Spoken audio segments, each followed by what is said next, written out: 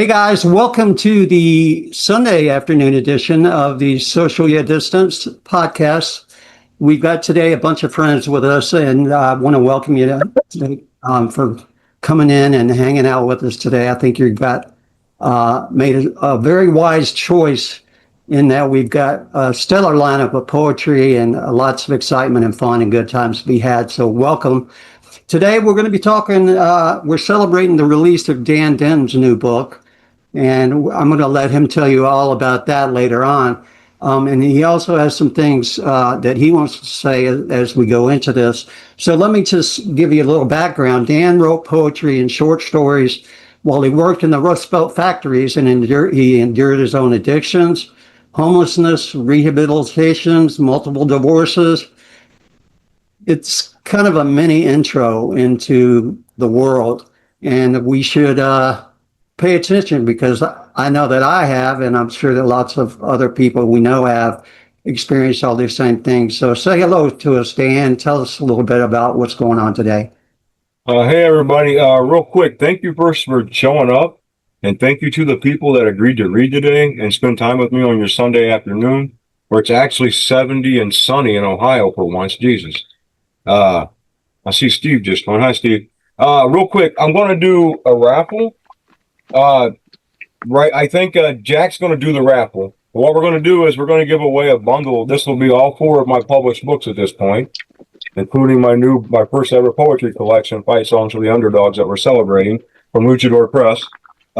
In addition to that, there'll be a couple of chaps of mine, and I have a lot of books from other writers because I'm always hustling books that they've given to me or sent to me to help hustle. And so I'm going to put a nice package together with these books to send out for one person. If you want to enter the drawing, tell Jack, message him, because I don't want to force books on people, that's a lot of reading or whatever. A lot of you guys have books, but you can still, even if you have my books, you can still enter. But I know some of you have all of them yourself. So that's the announcement. And I got 2 or 3 real quick things. Thanks to Luchador Press and Jack Marnell and Social Yet Distanced for this.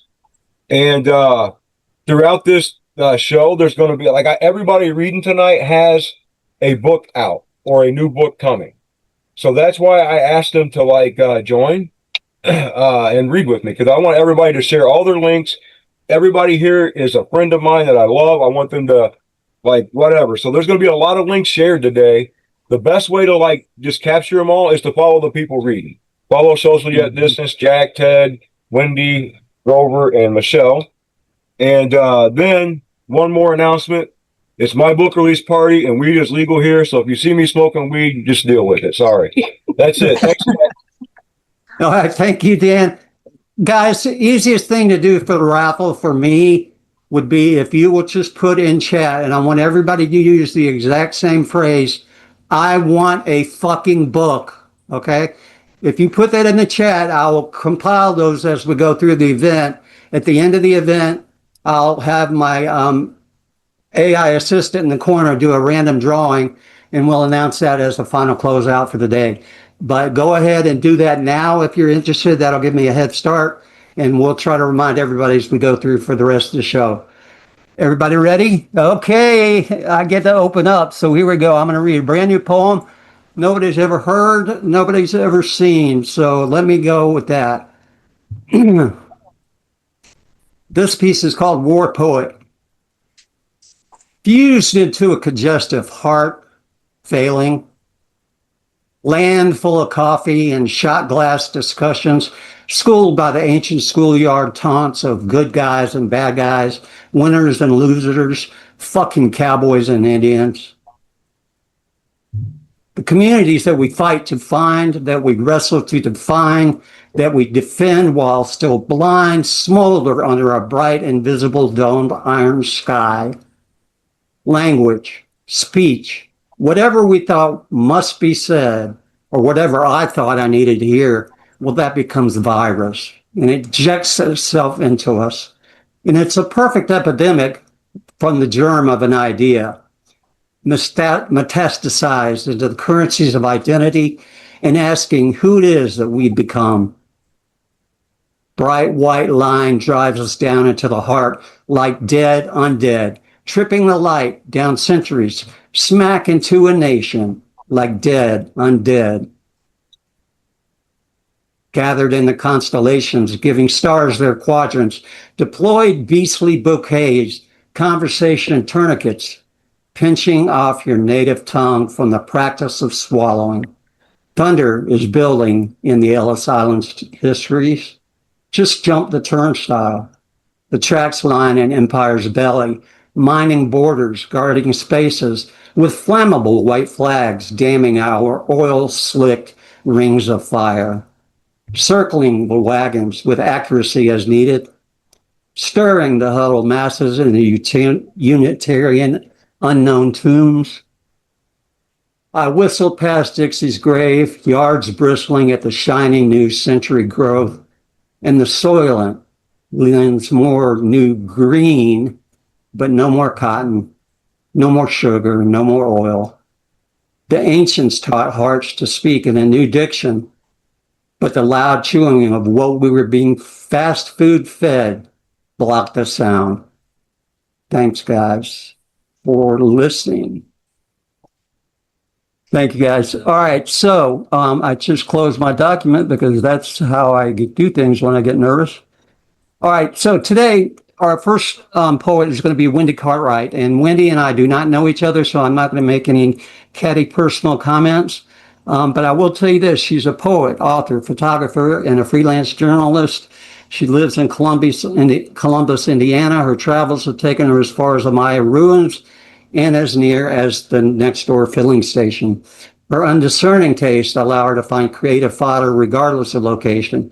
And she's been published in various magazines, newspapers, print, anthologies, and featured in online publications.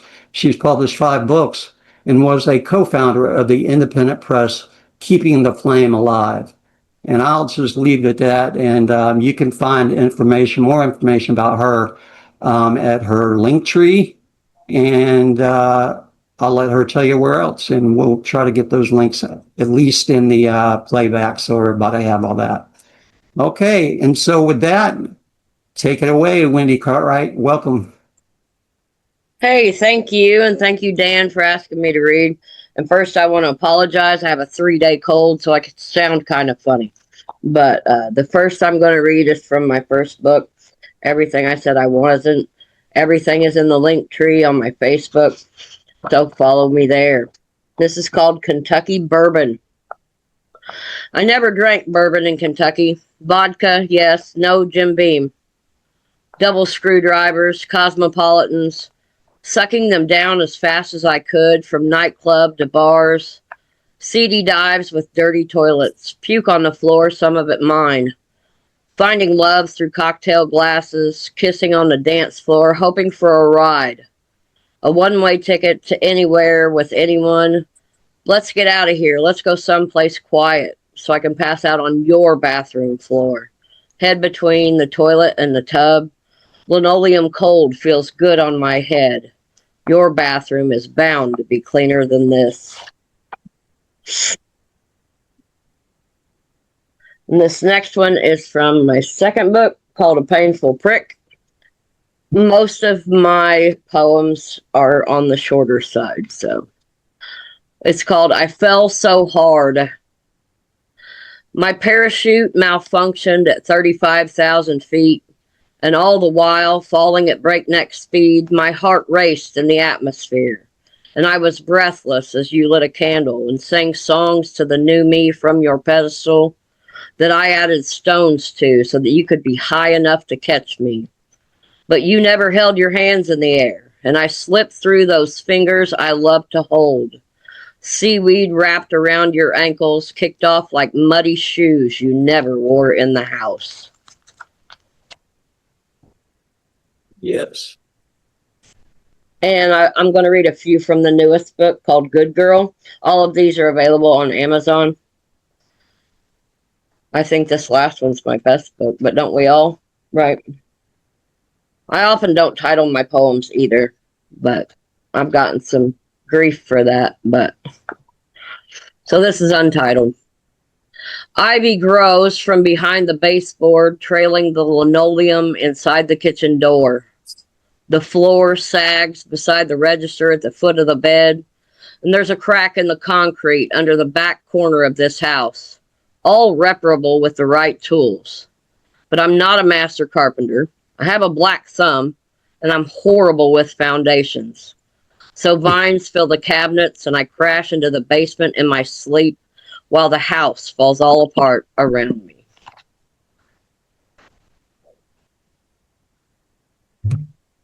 And I'm not generally a political writer, but occasionally I am. It's called the 4th of July.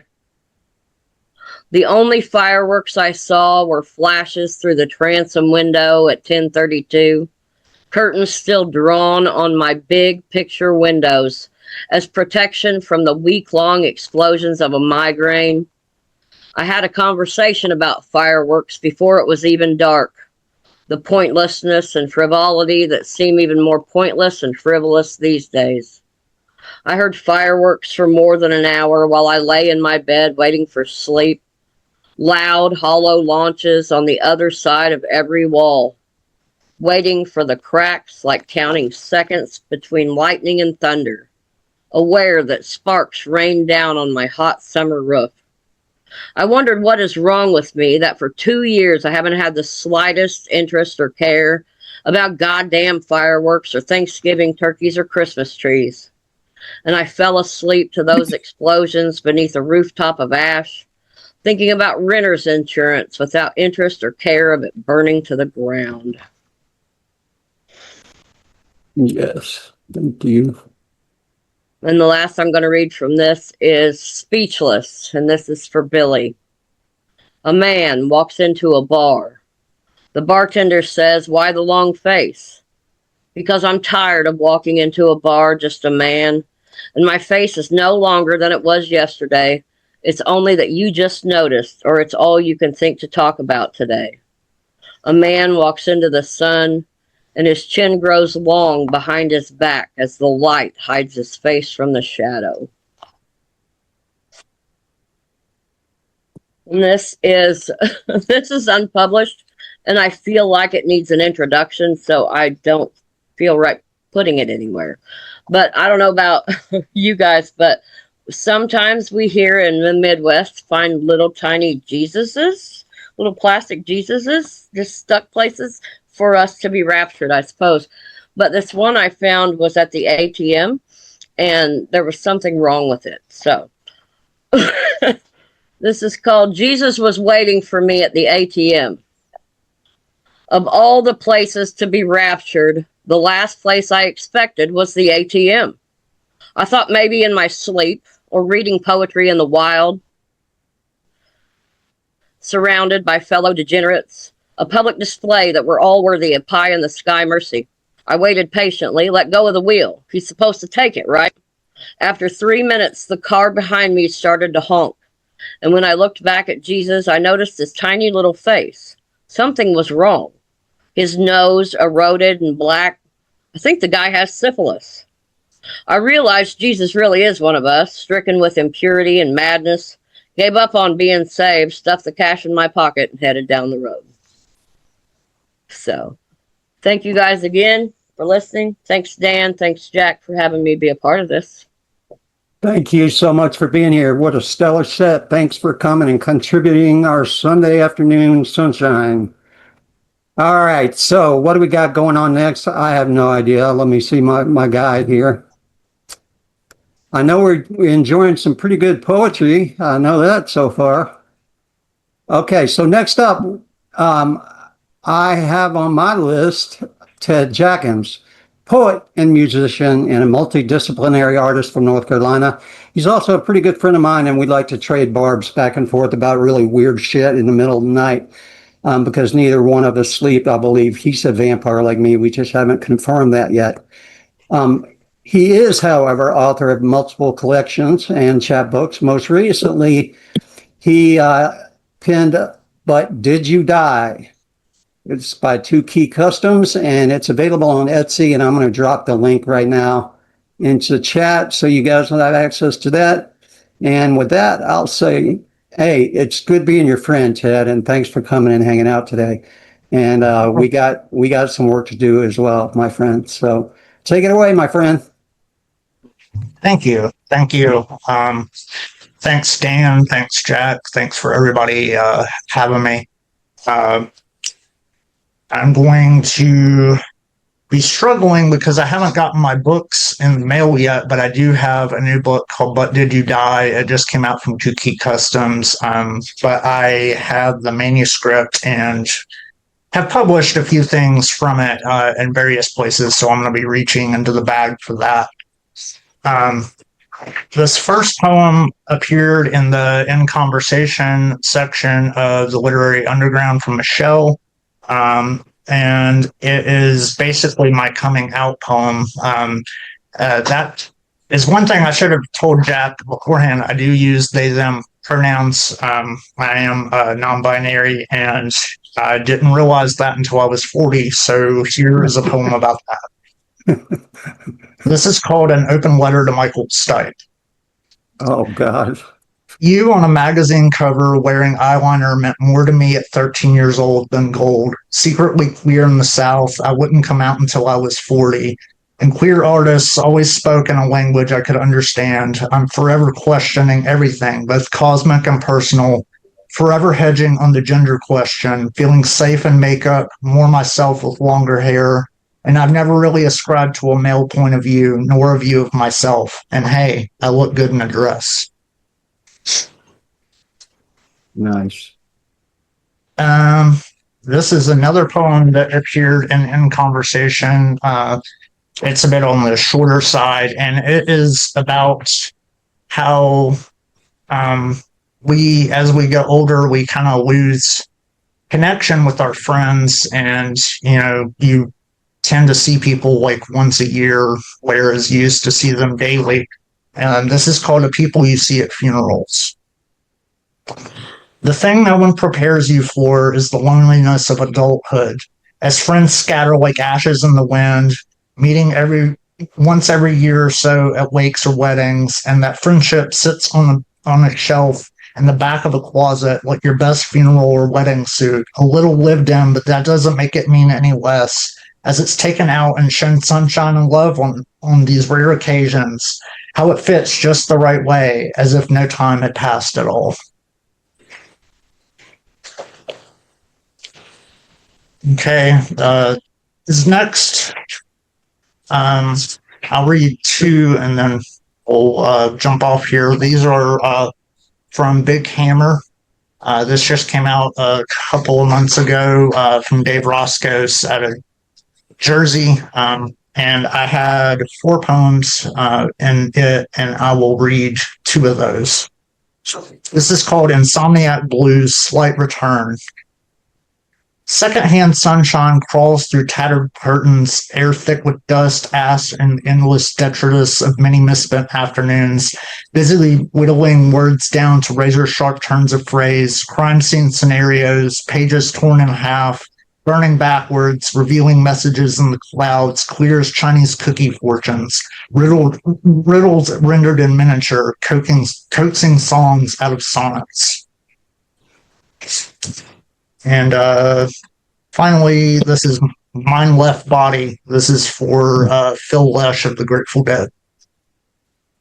Low-end pulse, ebbing ever forward beneath a flurry of notes, carving a path dead center between dueling rhythm devils and crawling crescendos, spiderweb guitars and twinkling piano, my headphones clamped tight, hiding behind a mask of tears. Thank you. Thank you, Ted. Thank you very much. I apologize for that, and I'm learning these things.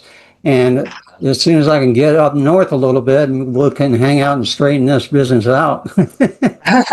Show me all of those cool record stores and places I see you do go, and making the best out of that small town. And I wish I had those luxuries here.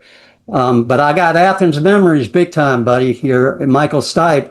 I got all kind of stories. So I remember Michael when he wouldn't even face the audience, Right. So, great stuff, man. Thanks for sharing that with us today. I'm going to go ahead and move on. We're going to go ahead and next is my good buddy, Michelle McDaniel. Hey, Michelle, and everybody be clear, it's 1L. Michelle McDaniel has organized and performed poetry events for free-thinking artists across the United States, most often by road trip, but also by plane, train, or chance encounters. She produces and publishes books when she's not traveling in her magical Jeep, and she's the founder of the Literary Underground, Roadside Press, and Citizens for Decent Literature Press. So please take it away, Michelle. Thanks, and good to see you. Good to see you, Jack. And can you hear me all right? Like my world is kind of falling apart. Dan, congratulations on your new book. Thank you for bringing everybody together. Wendy, that was kick-ass. I'm so glad I got to hear you read, and Ted, same. It's good to hear you again. And so I'm going to be reading from my collected poems book that's coming out. December 6th is the official release. But I'm going to have some advanced copies at the Underground Lit Fest if you're going to be there. It's going to be the place to be November. So, all right. That thing you call sleaze. Imagine that, please. Spare me the one more night, wet dreams, poet fantasies, skimmed off factory sweat and tired knees. You sound just like a bunch of fucked up pollinating bumblebees trapped in a jar of their own honeycomb design and man-made disease. Get off your plateau of circle jerk tease. I'm so sick of that slap-ass rimhole condition that you call sleaze. If I gotta go down on your crooked cock called pen, baby, one more time, please.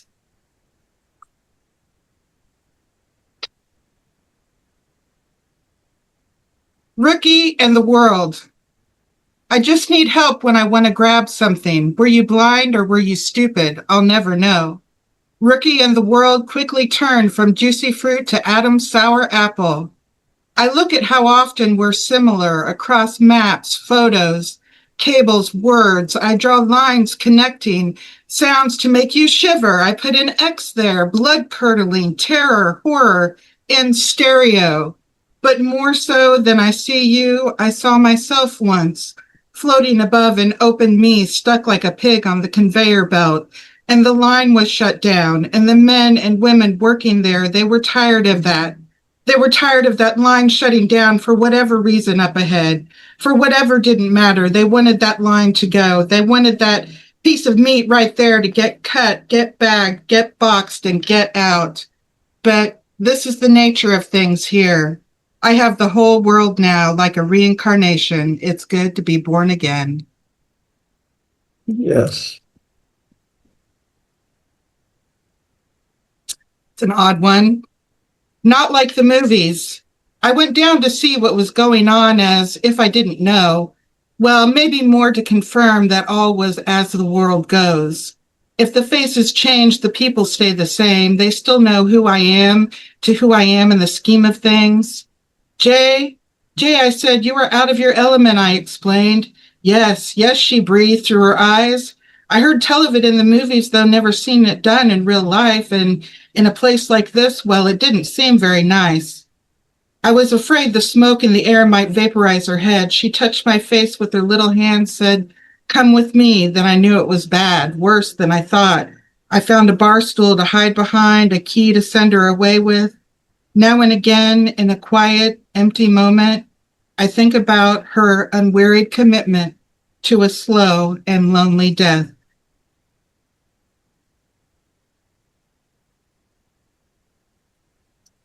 This has been a recording. You will really like me once you get to know me. Just don't ever agree to meet me in a dark alley or a side alley or any kind of alley, really. Have you ever heard of OCD? Since we're setting the ground rules here, let's just agree to keep it out of the streets entirely. Also, don't let's ever meander into Burger King for a late night thing. Me and the king go way back, and it's kind of a thing as like in the trigger way, and I might feel the need to deep fry pickle your ass. Also, while I'm thinking about that particular incident, don't ever follow me into a bathroom, no matter how much cajoling there is, no matter if there's something in my eye, something in your eye, or your girlfriend's eye. Just go straight to the emergency room. Send me on to Walgreens for some iodine. Plan ahead, send your brother to keep me company. I don't mind brothers, and brothers don't mind me. It's the perfect kind of company. Somehow people get this silly notion OCD is like counting light switches and doorknobs, a dozen egg cartons, and washing hands till they throb. What a bore. But seriously, if I show up on your doorstep at 3 a.m. with a bag full of nothing and a shit-eating grin, you might as well let me in or call the cops, whichever scene you think you can tolerate the most.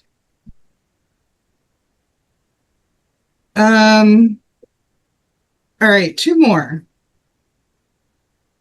A private vacancy. I take the window seat as we drive away from the tourist town, searching the roadside for a motel. I secretly yearn for the seedy underbelly, the $30 no-tell motel where the softly swaying neon sign screams vacancy. They don't check ID. You are no one, anyone, everyone. Only two things get done in these places, violence and sex, sometimes both. These are the nasty details I've alluded to you, the tiny bit of spit I left behind your ear, the questions I see in the gray flecks of your eye. I swear, in the set of your jaw in that bar where we met on that night in our town, we knew. Don't you know you don't know about me? When we check into our $95 room, carefully I pull away the bedspread. They never wash these things. And this last poem, I am proud to say that Scott Young of Rusty Truck nominated for a pushcart. Yeah. East of town. Keep staring at my bank account like one crazy summer in that damn radio contest. Ashtray brimming over, and the slumlord will never know the difference unless the number don't spike with the deposit soon. You know the drill? The therapist says it's my symptoms that do it, keep me wrapped this tight, but I say it's the karma bums and their tales of the open roads, deserted highways, lost generations, chasing ghosts like the one I see in my kitchen or out in the canyon. Who knows? When it finally hits, I think I'll go for a drive east of town, out on the gravel roads. Nothing there but the chola and a parallel track running train saying, bye for now, sweetheart. Bye for now. Thank you, guys. Thank you, Michelle. Man, I always love to hear you read. And I was looking at the comments, and there was one in there about your pacing and your timing and the way that you kind of lobbed those bullets at us. And I always appreciated that and appreciate being here. So we're going to move on. Couple things, a house cleaning. I want to remind everybody we are doing a giveaway in the form of a drawing. We call that a drive-away or a drive-by, as the case might be. If you want to be in on the drawing, now's the time. Jump in the chat and respond with the common phrase. Well, what is it, people? I want a fucking book. Okay. If you go ahead and get on the list, I've been keeping track, so it's a pretty good chance you might win, considering the number of people that are here. So if I was you and you're interested, please jump in and do that. Dan already just put a thing in chat about my YouTube channel. It's called Socialyetdistanced. I had to do a shameless plug because if I can get to a certain point, they will start paying me and I can live this disabled life I live with some pennies from Google. And that just makes me smile deep down inside. So Socialyetdistanced on YouTube, and that's a good place to start. And I'll throw some other links around before the day's over. But look me up anywhere. And with that, let's carry on. Don't forget the contest, because we want a fucking book, right? Okay. So we're going to bring on Michael Grover, and Michael's, stalwart poet that's been around for a long time. As long as I remember being around, Michael's been here doing serious stuff and good work. Michael Grover is a Florida-born poet, and he's published over 20 books in the small press.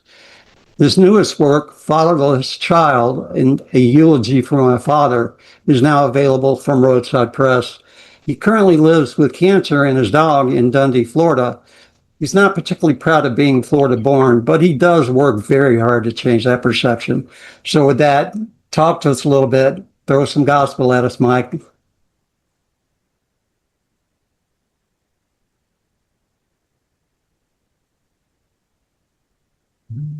I gotta unmute myself first. All right, there we go. This is my new book, Fatherless Children.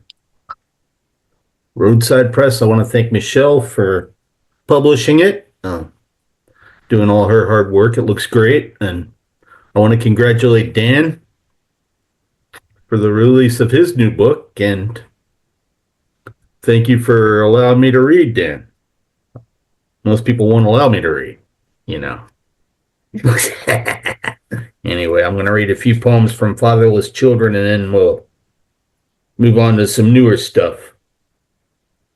This is number 1, Fatherless Children, an elegy for my father. In the akash of the evening, the craft of writing returns to me like something that's been building. It has to go somewhere. It has to be born like a bomb and a blast of energy. I have no idea where this poem is going to go, but it's about time to get rid of all that expectation. All of that I know is at the end of this poem. I will not know my father. I will never know my father. Same way he never knew his. So here we are, all fatherless children of America. So we had best be resilient. We had best be ready for a shitstorm, because there's always one around the corner. Just like Buddha said, a real life realm of suffering. The akash settles like a fine mist.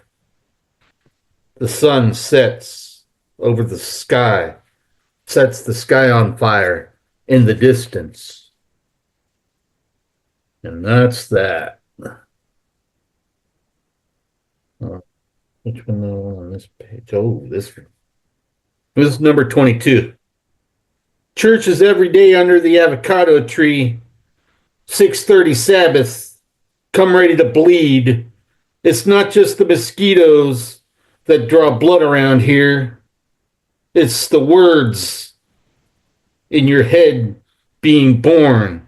It's a storm of wild, spontaneous jazz. Right now, the Reverend Mingus has the stage crashing into crescendo. And this poem goes on because that's what I do. And I'm going to jump all the way back. Yeah. Number 160. This is not my America. Fear is at the wheel. How does one survive? Like it was a Disney ride and some theme park that you can't afford. I've been thinking about voting. How does one vote against the war in a two-party corporate war scam where they all talk a good game? They all say the right things. They never really answer to a lot. But who does? All right. That's Fatherless Children. I think I heard somebody say earlier that their favorite stuff is always their newest book. My favorite stuff is always the newest manuscript that I'm working on. I'll say that. And the newest manuscript that I'm working on, I have already titled The Stages of Transformation. And I got a couple poems from there.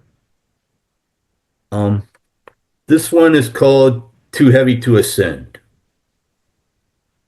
This is the time of great purification, a time to cleanse the body and mind, Some are going to rise and some are going to sink.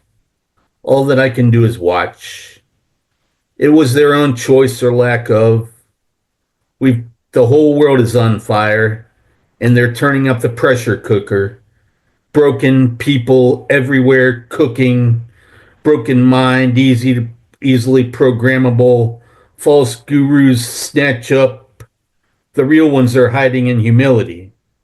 They're focusing on themselves because ascension is damn hard work. And you just keep shedding in panic because it'll never be enough. And the last thing you ever want to do is do this again.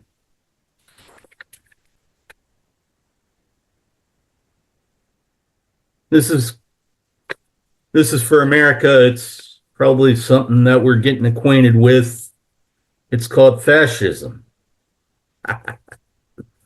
Now, I just wrote this one the other day, so you wouldn't know the difference, but this poem was written under fascism. Every poet knows throughout history that fascists do tend to kill poets in their wakes. But the poet never does the killing, always the martyr. I've never been a nationalist. My daddy would never raise a nationalist. But I always have hated fascists. When I was young, I would go to the punk shows and I would see Nazis. Then I would see their blood. If I were a younger man, I probably would have gotten myself thrown into alligator Alcatraz by now. I keep trying to figure out if I'm growing wiser or growing scared. Probably a little of both. And that's it for me. Well, thank you so much, Michael. It's powerful stuff. And I'm kind of with you. I like the newest manuscript or some of the oldest stuff that I've ever written. So I agree with that. Thanks for sharing with us today. All right, I'm going to talk a little bit about Dan Denton because I'm kind of a fanboy. So let me just say this. I'm going to give you a little bio stuff, and here we go. Dan Denton wrote poetry and short stories while working in Rust Belt factories, enduring addictions, homelessness, rehabs, and multiple divorces. Guilty. First poem was published at age 34, won the Toledo City Paper's annual poetry contest at age 36. His work has appeared in zines, magazines, union trade journals, newspapers, small press anthologies worldwide, voted the City of Toledo's best writer, spent over 25 years in the blue-collar world, including a decade as a union autoworker, served as an elected chief union steward and constitutional delegate to the UAW's annual bargaining conventions, took early retirement for health reasons to focus on his writing, and lives in a tiny old travel trailer dubbed the Scrapes of Wrath. I don't know that that's true anymore, but anyway, 19 years California sober, and his latest novel, The Dead and the Desperate, is still available from Roadside Press. And then we're going to talk about his brand new book today. And there you go, Dan, fanboy over. Let's hear it. Thank you, Jack. Heck of an intro.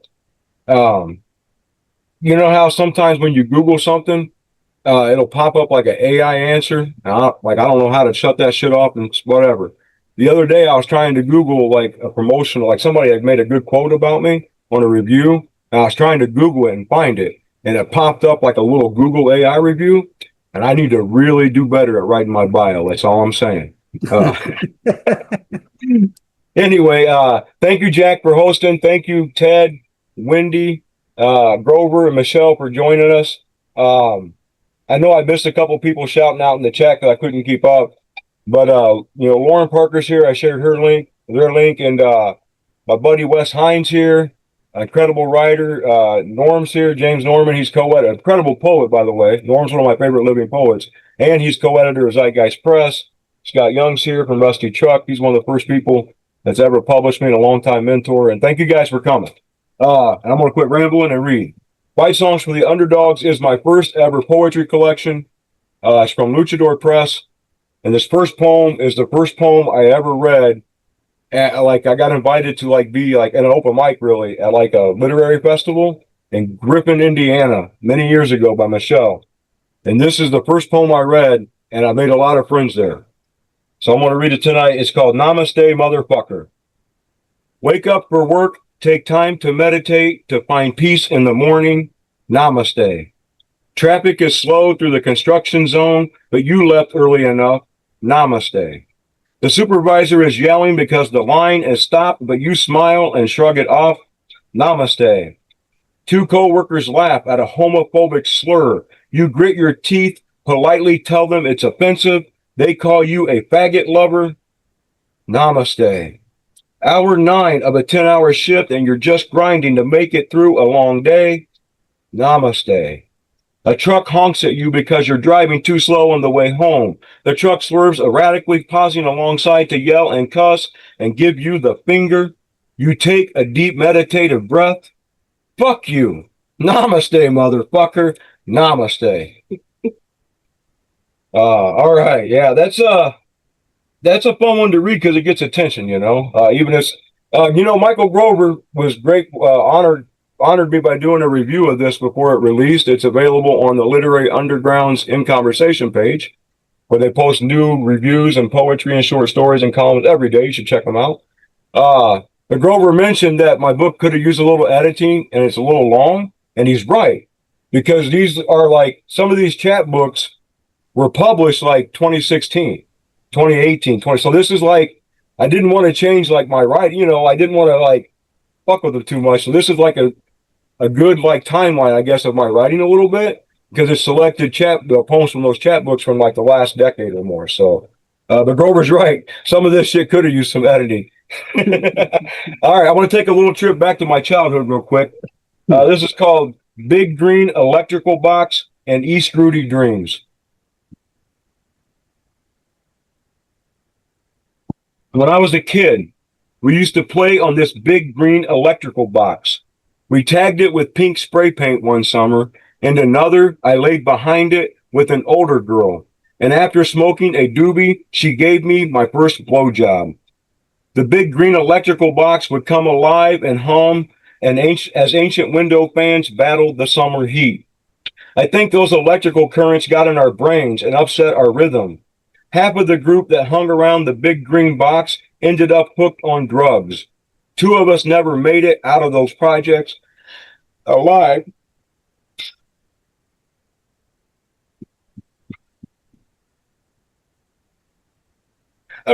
My buddy died at 30. Others hardly lived at all. I think about that girl sometimes while I finger a 13-year sobriety chip in the front pocket of my Levi's. Did she ever find happy moments, or did she wind up drinking off-brand cola with half-finished crossword puzzles and weeks-old National Enquirer sitting on a coffee table in front of an old console television, blaring daytime game shows just like her mother? Does she have kids, a husband, a job, or is she still chasing East Rudy dreams under rusty window fans? Is she still riding a bike down to the community market that used to be a Will Walker's grocery store 30 years ago when we were kids? Is she stuck there in Illinois and the cornfields 2 hours from the closest anything? Does the big green electrical box still come alive in the 600 block of East Rudy? Or has it been silenced, removed, forgotten, like a child's dreams of rising above poverty? Oh man, sorry about that, guys. Fuck. The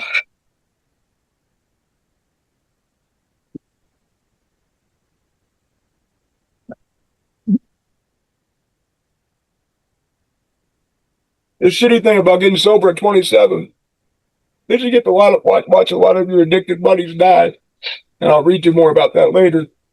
But fuck, man, I've come a long way since those projects, and I'm sorry for the emotion, but the fact that I have a book of poetry published is very unlikely. So, okay, yeah, speaking of which, while I read my notes, next up is one of those friends. Oh shit, we'll see if I can get through that one. Yeah, this is funny. I read this poem at I got paid $50 one time to read at this big Toledo art festival.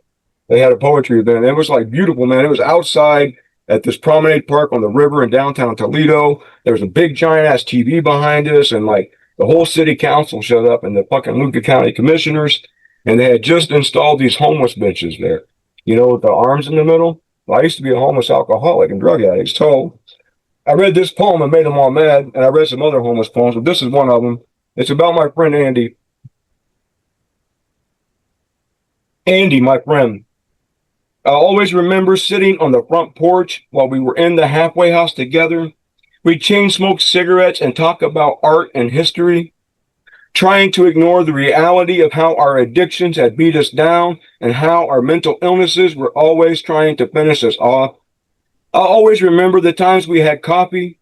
We'd take the bus and order $5 drinks and pretend like we fit in with the yuppies,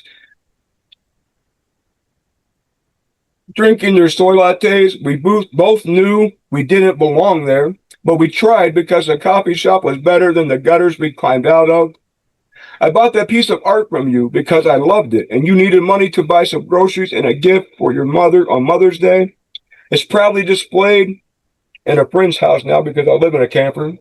5 years later, Andy, my friend, I'm not mad that you jumped or that you're gone. I can't be mad at the ones that have helped me get through my own madness. Andy, my friend, whatever the afterlife looks like, I hope the addictions and mental illnesses are gone, and I hope you're at peace. Andy, my friend, don't worry about us back here. We'll struggle along just fine, and I'll look at your art now and again and be grateful that I'm still here to remember. Fuck, I gotta get away from those emotional shit. All right, man, let's go back to some fight songs for the underdogs, man. This is what this collection is. And this is one of the first ever, Jack mentioned I spent 25 years working in the blue collar world. And this is one of my first, factory poems I read in public that people really like. It's also the title of my second ever chapbook. It's called Give Us This Day Our Daily Grind, an ode to the American factory worker. I think this poem comes from 2015 or so. Every day something hurts. Your back, your knees, your feet, your shoulders, your arms, your hands. And on the bad days, it all hurts and you limp in and out of the factory. It's like that in a lot of factories, not just the one I go to every day. There's an army of American factory workers punching in and out every 8 or 10 or 12 hours. We know our trades are slowly dying off. We're being choked to death by corporate greed. It's cheaper to build our products in Mexico, in Vietnam, in China. There isn't much glamour in a factory. Most of us did not plan to make this our careers anyway. But the factory life gets in your blood and you get used to that daily grind. And we don't really know what we do for work if the factory shut down.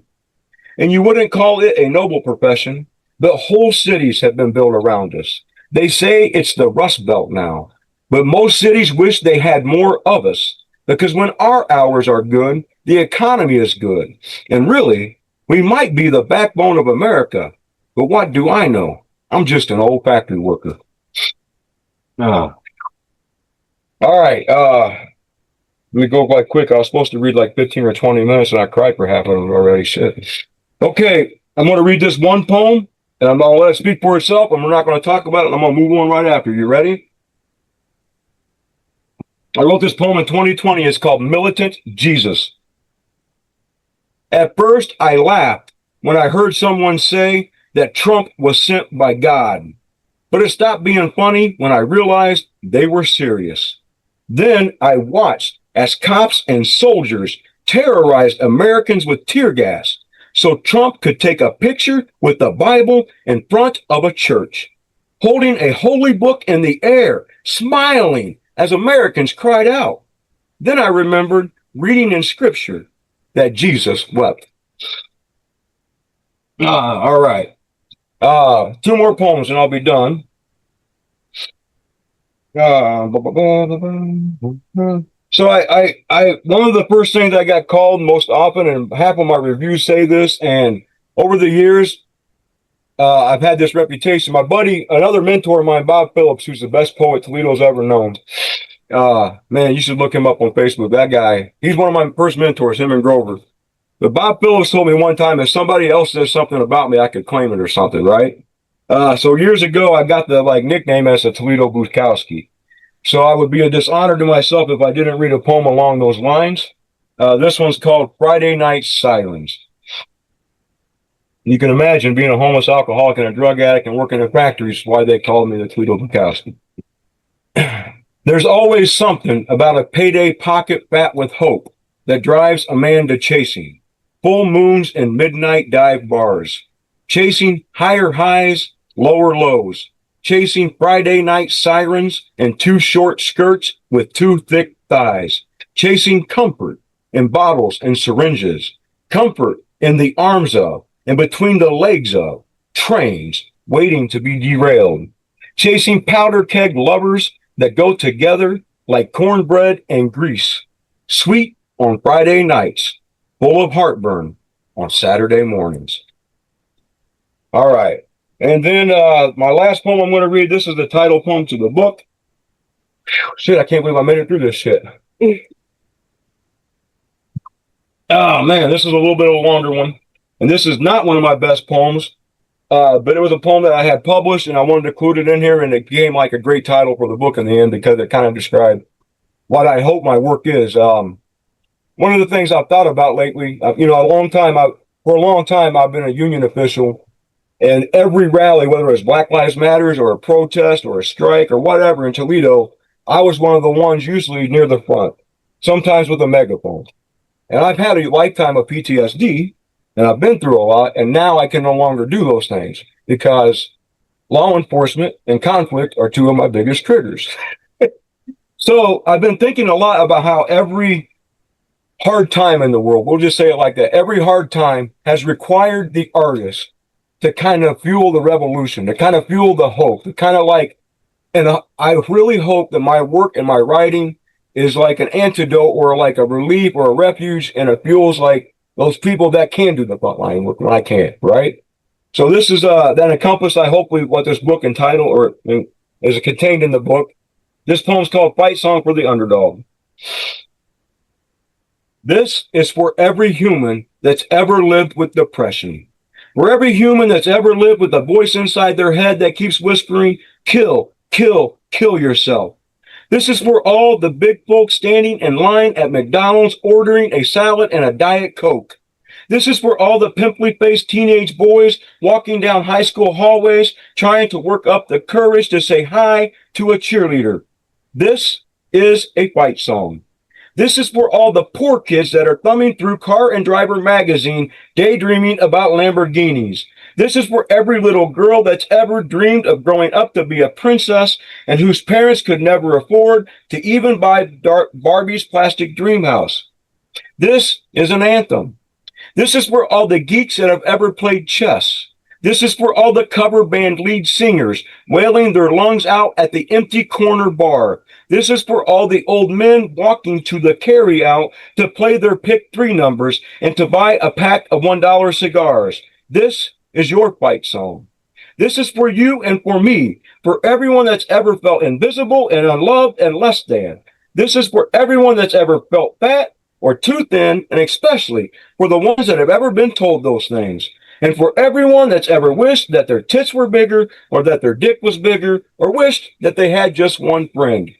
This is for anyone that's ever been laid off, fired from work, or dumped. For anyone that's ever been alone on Thanksgiving or at Christmas time. This is the day the comeback probably doesn't happen, but you hang on anyway. This is for all the queers that have ever had to live life pretending that they weren't for any reason. This is for the weirdos and the nerds, the misfits and the Dragon Slayer book readers, the gamers and the wizards, the witches and the furries too.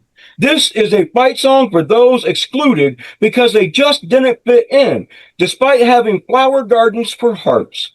This is for the guy working a low-wage job, standing at the bus stop every morning in sub-zero temperatures, counting down the days until Friday because he's out of smokes and his lights are about to get shut off, and he hasn't had anything to eat except soup for the last 3 days. This is for the ones that have no idea how they're going to make it through the winter months. This is for the ones that are forever hanging on by a thread. This is for the ones like me when I got sober that are too poor to file for bankruptcy. This is for the ones that get up and go to work every day anyway, and for the ones that get up and go to work every day until they can't.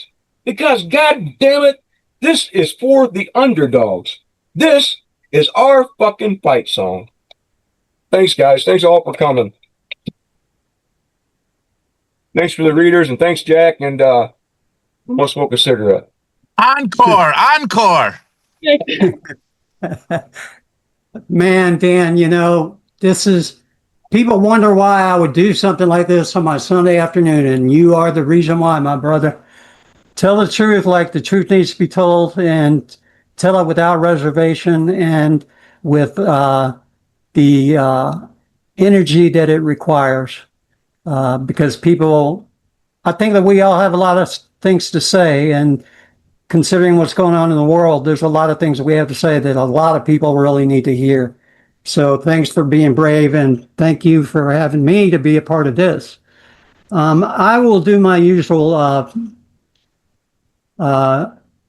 sales pitch self and touch on a couple things before we close. I have the YouTube page. It's Social Yet Distanced. The link is in the chat if you have a chance to catch it. No problem. It's, you can search Social Yet Distanced on YouTube and you can find it.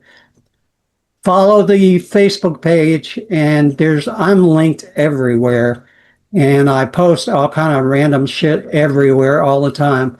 So help me grow the channel, and then we can let Amazon and Google and those assholes pay me to sit at home and do what I love to do, and that's carry the words of poetry and the gospel of healing that comes through the arts, and carrying that message. So please help me to do that by hanging out more often. We're going to be doing a lot more live stuff.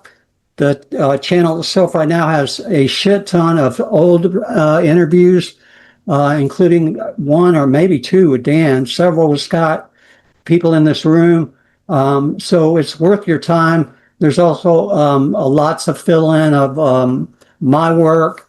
I've done a lot of animated stuff to make it a little bit more interesting to a wider audience. So come support me, watch a couple videos, hit the subscribe button, leave a comment or like, and that'll really help me to grow really quickly. And the faster that happens, the more I can actually add to my disability that comes from the lovely government that's crumbling right before our eyes.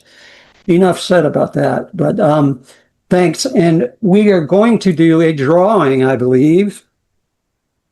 And I am going to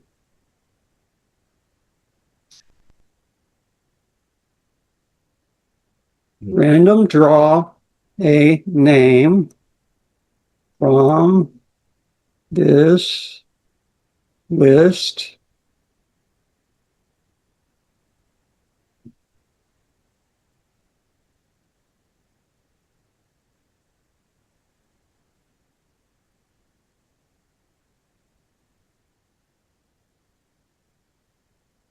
I don't know how to do the weight. Must have. Yeah, Yeah, fill in for me, Dan. Tell another poem or something while I'm doing hang on, I'm trying to find a link to my fucking book, Jack. it. That's important. I know, man. That's important. It's funny, I don't have it either. All right, so let me go back to where I was.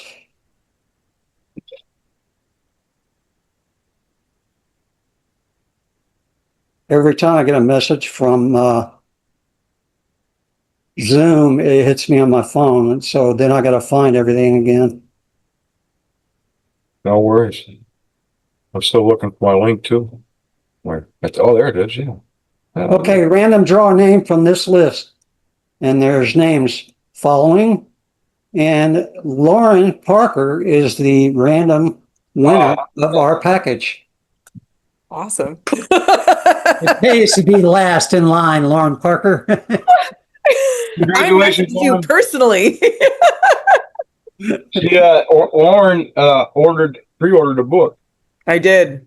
You will Well, that's also, bonus points. you will also get a chapter or two and some other indie artist, authors' books along with it. And thanks for Sounds joining. great. I'm super I met excited. Lauren. Just so everybody knows, I met Lauren. We both featured, and I'll shout them out. Collapse Press. Yeah. They have one of the best Zoom readings I've ever been to. It's a rowdy Friday night, 9:30 p.m. Eastern time reading. Probably 6:30 San Francisco time. It's But, true. The wildest, best, most interesting people are there. And I met Lauren there. We both featured one night, and I've been ever since. Thanks, Lauren. Yeah, no, absolutely. Dan, I'm really excited. Can't wait to read more of your work. Lots of poetry events going on the East Bay in the coming months as well, and then in Pennsylvania as well. I know that what is it, the Easton Book Festival? Collapse is all up in that. So if you're in that part of the world, go hang out. All right, I'm done here, man. I'm poetized out unless you guys want to hear more. If Nope. not, I want to say thank you all for coming and hanging out today. We appreciate you being here. I hope that you will, come back and be in the audience sometime as well. And if any of you would like to individually schedule a podcast, please let me know. Another thing I did not tell you is I have a bookshop.org site that is specifically directed to my friends and people who have books out there that are looking for an additional marketplace to put their books. Doesn't mess with the money. I don't make commissions. And I also have another place I can post them as well if you're selling them on your own. I just drop your link in and they can buy it. But we can get exposure for the books out there, and who knows what happens as the channel grows. If we can all work together, then hopefully we'll all benefit a lot more as well. The idea is, with what's going on, to be honest, guys, the politics of the world, which we're not going to talk about right now, but I'm really concerned that some of the words we love and value are at risk at this point, and I think it's our job to save those. And that's part of what socialyetdistanced is designed to do, is to have a repository of information that may not be in the mainstream, but it won't get lost in the end, because it's not. So let's make sure that those books and, the messages that you have to carry are being spread from as far and wide as you possibly can.